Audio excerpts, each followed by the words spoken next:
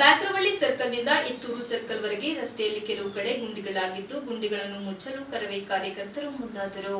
ಸಕಲೇಶಪುರ ತಾಲೂಕಿನ ಬ್ಯಾಕ್ರವಳ್ಳಿ ಸರ್ಕಲ್ನಿಂದ ಹೆತ್ತೂರು ಸರ್ಕಲ್ವರೆಗೆ ರಸ್ತೆಯಲ್ಲಿ ದೊಡ್ಡ ದೊಡ್ಡ ಗುಂಡಿಗಳಾಗಿದ್ದು, ಪ್ರತಿದಿನ ಒಂದಲ್ಲ ಒಂದು ಅಪಘಾತಗಳು ಸಂಭವಿಸುತ್ತಲೇ ಇವೆ. ಇದರ ಬಗ್ಗೆ ಗ್ರಾಮ ಪಂಚಾಯಿತಿ ಆಗಲಿ ಸಂಬಂಧಪಟ್ಟ ಅಧಿಕಾರಿಗಳಾಗಲಿ ಗಮನ ಹರಿಸದ ಕಾರಣ ಕರ್ನಾಟಕ ರಕ್ಷಣಾ ವೇದಿಕೆ ಸದಸ್ಯರುಗಳು ಎಲ್ಲೆಲ್ಲಿ ದೊಡ್ಡ ದೊಡ್ಡ ಗುಂಡಿಗಳು ಬಿದ್ದಿರುವ ಸ್ಥಳಕ್ಕೆ ಜಲ್ಲಿ ಮತ್ತು ಗ್ರಾವೆಲ್ ತುಂಬಿ ಗುಂಡಿ ಮುಚ್ಚಲಾಯಿತು. ಇದರಿಂದಾಗಿ ಈ ರಸ್ತೆಯಲ್ಲಿ ಸಂಭವಿಸುವ ದೊಡ್ಡ ಮಟ್ಟದ ಅಪಘಾತಗಳು ತಪ್ಪಿಸಿದಾಗಿ ಬ್ಯಾಕ್ರವಳ್ಳಿ ಸರ್ಕಲ್ನಿಂದ ಹೆತ್ತೂರು ಮಾರ್ಗವಾಗಿ ಸುಬ್ರಹ್ಮಣ್ಯ, ಬಿಸ್ಲೆ, ಕೊಡಗು, ಮಂಗಳೂರು ಕಡೆಗೆ ಸಂಪರ್ಕಿಸುವ ಮುಖ್ಯ ರಸ್ತೆಯಾಗಿದ್ದು, ಈ ಮಾರ್ಗದಲ್ಲಿ ಪ್ರತಿನಿತ್ಯ ಸಾವಿರಾರು ವಾಹನಗಳು ಪ್ರವಾಸಿಗರು ಓಡಾಡುತ್ತಾರೆ.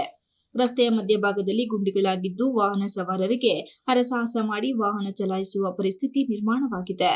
ಸಂಬಂಧಪಟ್ಟ ಅಧಿಕಾರಿಗಳು, ಶಾಸಕರು, ಜನಪ್ರತಿನಿಧಿಗಳು ಎಚ್ಚೆತ್ತುಕೊಂಡು ಕೂಡಲೇ ಈ ಮಾರ್ಗದ ರಸ್ತೆಯ ದುರಸ್ತಿಗೆ ಮುಂದಾಗಬೇಕು ಎಂದು ಕರವೇ ರೈತ ಘಟಕದ ಅಧ್ಯಕ್ಷರು ಹಾಗೂ ಕಾರ್ಯಕರ್ತರು ಆಗ್ರಹಿಸಿದ್ದಾರೆ. ನಮಸ್ಕಾರ.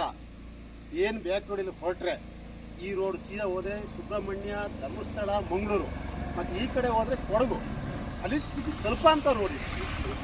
ಗುಂಡಿ ಅಂತಂದರೆ 3.5 ಅಡಿ ಅಂತ ಆದರೆ ನಾವು ಸರ್ವೇ ಕುಟುಂಬರು ಹಾಗೆ ಲಂಕೇಶ್ ಕುಮಾರ್ ಮತ್ತು ಕಿಶೋರ್ ಅಂತೇಳಿ ಚಿಕ್ಕೋರ್ ಸಂಘದ ಬಂದು ಅವರೇ ಕೂಡ ನಮ್ಮ ಸರ್ವೇ ಕುಟುಂಬದವರೇ, ಅವರು ಕೈ ಜೋಡಿಸಿರ್ತಾರೆ. ಈ ಗುಂಡಿ ಮುಚ್ಚಂಥ ಕೆಲಸ ನಾವು ಮಾಡಿದ್ದೀವಿ. ನೋಡಿ, ಈ ರೋಡು ಸೀದಾ ಧರ್ಮಸ್ಥಳ, ಕೊಡಗು, ಸುಬ್ರಹ್ಮಣ್ಯ ಆ ಕಡೆಗೆ ಹೋಗ್ತೈತಿ. ಈ ರೋಡು ತುಂಬ ಹದಗಟ್ಟಿ ಹೋಗಿದೆ, ಅಂದರೆ ಗುಂಡಿ ಬಿದ್ದಿದೆ.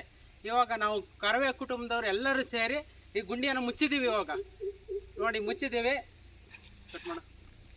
ಈ ಸಂದರ್ಭದಲ್ಲಿ ಕರ್ನಾಟಕ ರಕ್ಷಣಾ ವೇದಿಕೆ ರೈತ ಘಟಕ ಅಧ್ಯಕ್ಷರಾದ ವಸಂತಕುಮಾರ್, ಕಿಶೋರ್, ಪ್ರವೀಣ್, ಅಲಂಕಾರ್, ಅರುಣ್, ಗ್ರಾಮಸ್ಥರು ಇತರರು ಹಾಜರಿದ್ದರು. Ramesh, TV 46 news Kannada, Sakleshpur.